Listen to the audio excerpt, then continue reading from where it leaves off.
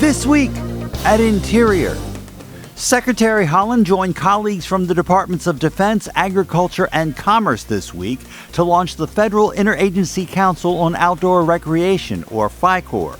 The effort will create safer, more affordable, and more equitable opportunities for Americans to get outdoors by expanding recreation opportunities and investing in recreation infrastructure. In a new op-ed in Indians.com, Secretary Haaland highlights the importance of Native people voting.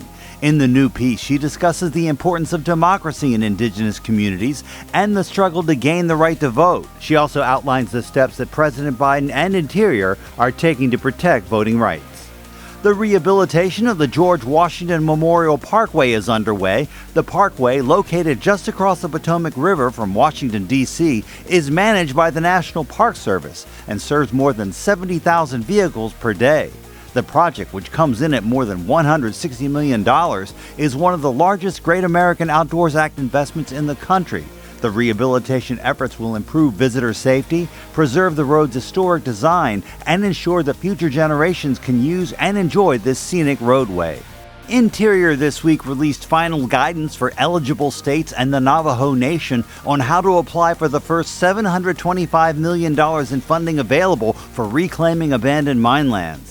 President Biden's Bipartisan infrastructure law provides a total of $11.3 billion in AML grant funding over 15 years to eligible states and tribes. The grants will help communities eliminate dangerous environmental hazards and pollution caused by past coal mining while creating good-paying jobs and revitalizing coal communities.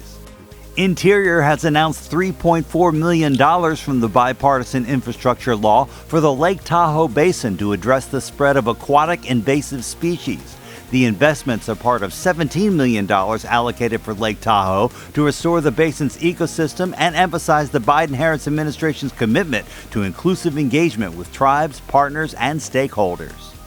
U.S. Fish and Wildlife Service Director Martha Williams visited Philadelphia's John Hines National Wildlife Refuge to highlight how the bipartisan infrastructure law is supporting the National Fish Passage Program. A $900,000 investment from the infrastructure law is helping to restore Henderson Marsh by reconnecting 150 acres. That will allow water to move freely through the marsh, prevent flooding damage to the surrounding communities, and expand recreational opportunities for kayaking and fishing at the refuge.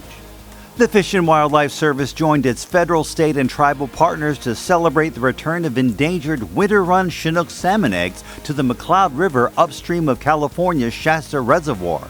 20,000 fertilized eggs were placed into riverside incubators, and another 20,000 will be added in August.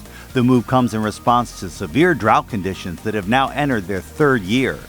Second Gentleman Douglas Emhoff was the keynote speaker this week at the official dedication of the newest addition to the Korean War Veterans Memorial on the National Mall, the Wall of Remembrance. The wall will be the new focal point at the memorial. It features the names of more than 36,000 Americans who gave their lives during the Korean War and those of over 7,000 Koreans who died while augmenting the U.S. Army. And our social media pictures of the week, a celebration of Landsat's 50th anniversary from NASA and the U.S. Geological Survey. Since 1972, USGS and NASA have worked together on an unprecedented and nearly continuous visual record of Earth's landscapes, icescapes, and coastal ecosystems. Together, NASA and Interior shared our top 10 Earth as Art images to celebrate that half-century of partnership. Check them out on Instagram. Make sure you follow us on Instagram, along with Facebook, Twitter, and YouTube. That's This Week at Interior.